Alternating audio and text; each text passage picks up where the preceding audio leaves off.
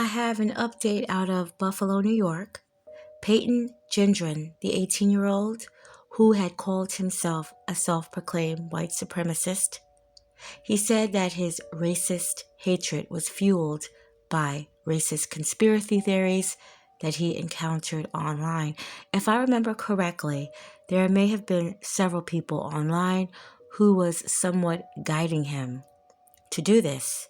He'd even post on social media with his firearms that would be used in the murders. He had driven 3 hours from Conklin, New York to Buffalo.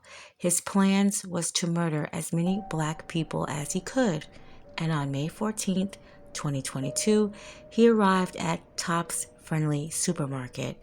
He managed to shoot and kill 10 black people. He injured 1 other black person and 2 Caucasian individuals. He did this with a Bushmaster XM15 AR-15 style semi-automatic rifle, while he was actually trying to live stream this horrific event on an app called Twitch, which some would kind of say that this kind of proves that there may have been several people who was egging him on to do this. The live stream was shut down by the service within 2 minutes of the live stream. He had pled at first not guilty on May 19th, the day after the murders. Around that time, there was actually an insanity plea that was discussed. He had some issues in high school that they talked about. However, on November 28th, 2022, he pled not guilty to all state charges, including domestic terrorism, hate crimes, and murder. On February 15th, 2022, Gendron was sentenced to 11 consecutive life sentences plus 90 years without the possibility of parole. Loved ones of the people who were murdered would give their emotional impact statements.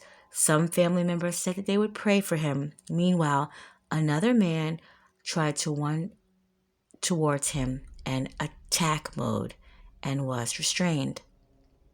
This happened less than 1 year ago, so emotions are still running high, and the pain and suffering of the vicious loss of these murders are obviously still here and will be here for some time.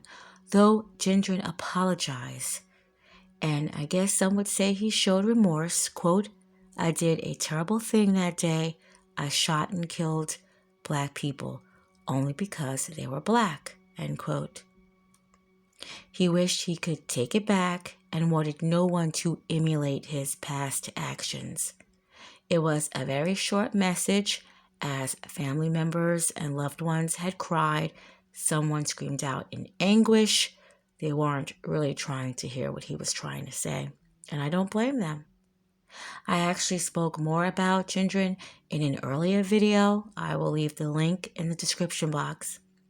A former Buffalo police officer who had confronted Gendron on that day would lose his life, and that was 55-year-old Aaron Salter, along with Celestine Cheney, 65, Roberta A. Drury, 32, Andre McNeil, 53, Catherine Massey, 72, Marcus D. Morrison, 52, Hayward Patterson, 67, Geraldine Taylor, 62, Ruth Whitefield, 86, Pearl Young, 77. Rest in peace. Justice has been served.